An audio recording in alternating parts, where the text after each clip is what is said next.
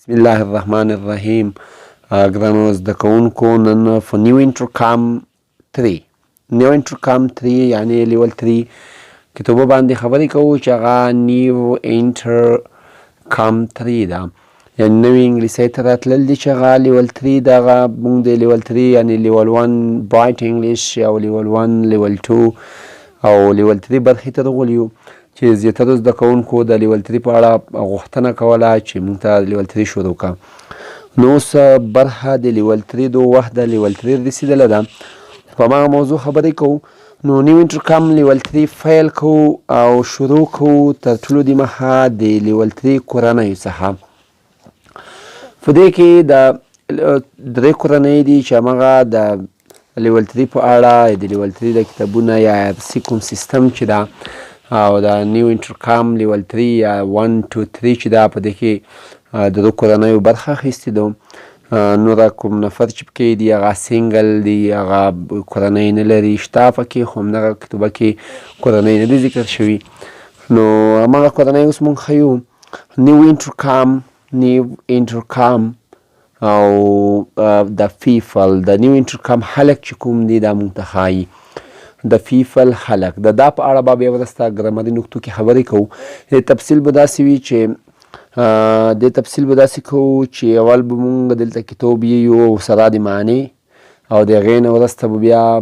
مونږ په همدغه کتابه شماره هم ښیلې وي چې لومړۍ صفحه، دویمه،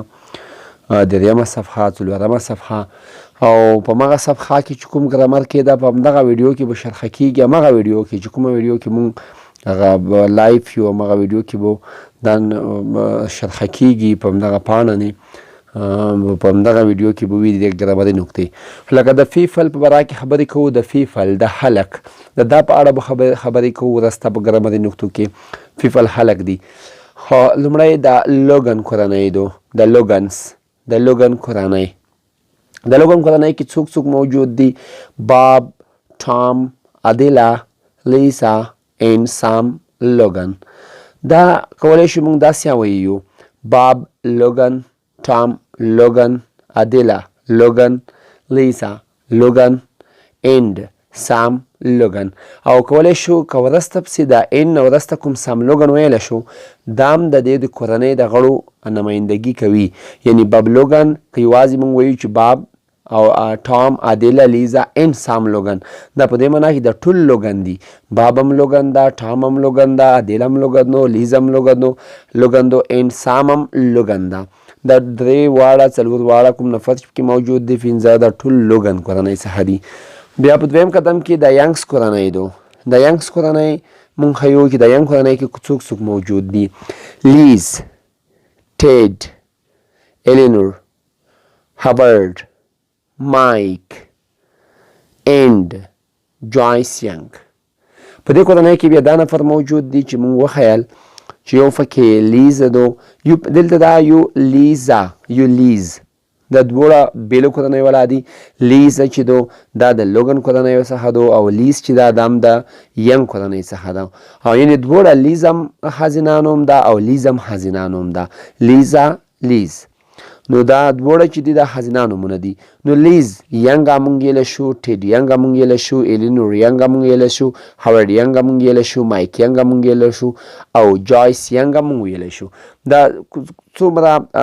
چې همدغه څو نومونه دلته ذکر شوي دي د ټولو سره موږ ینګ ذکر کولی شو. یعنې دا د ینګ د کورنۍ کوم نفر چې دي دا موږ دلته وښیل، دا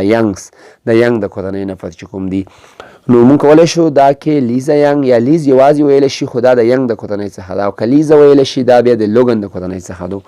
دې نه وروسته بیا دا خو دویمه صفحه وه او درېیمې صفحې ته څو. په درېیمه صفحه کې مونږ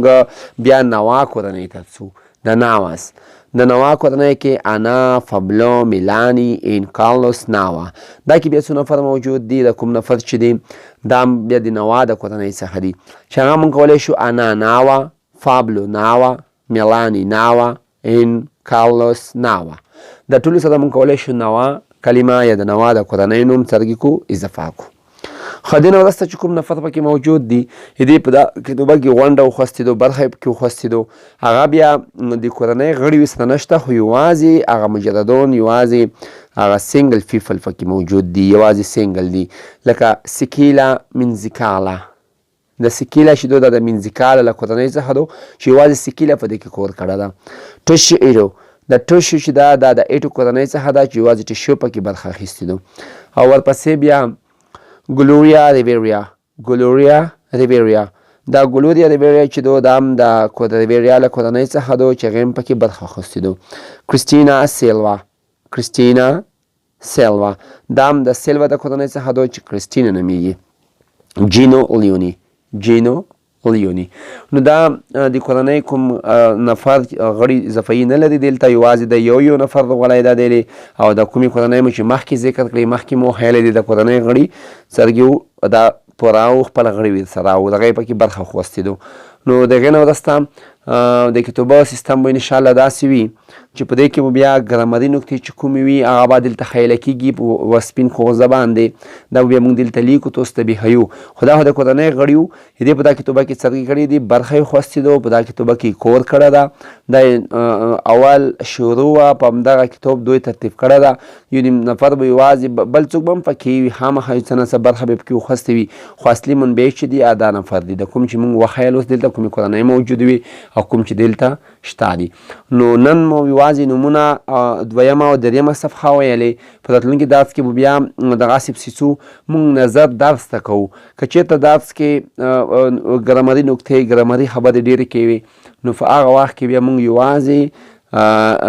یو مخ درس هم مکمل نه یو نو هغه امکان د ولري یوه برخه ویو د یوه مخ یوه برخه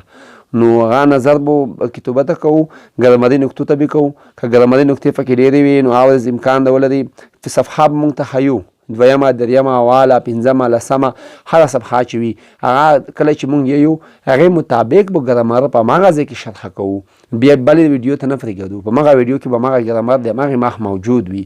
نو دلته یوازې نومونه موږ زده کوو نومونه مو خیال څه نه څه به ورسره اشنا وایي ورسره بلد به وایي دا نومونه به په 1 2 کې خامخا دومره ویلي وي اولاد هم دغه کورنۍ موجودې دي نو دلته ما یو ځل ویلی یم دغه بحث وي دا شروع د ویډیو وه د کتوبه شروع وه نو دا کې به هم لږې بعضې ګرامري نکتې کې رخواستې مو خو نشته پکې یوازې نومونه دي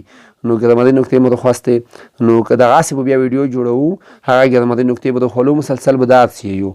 نو نن همدومره درس بس ده ښه وخت ولرئ ښې شپې ښه وخت مننه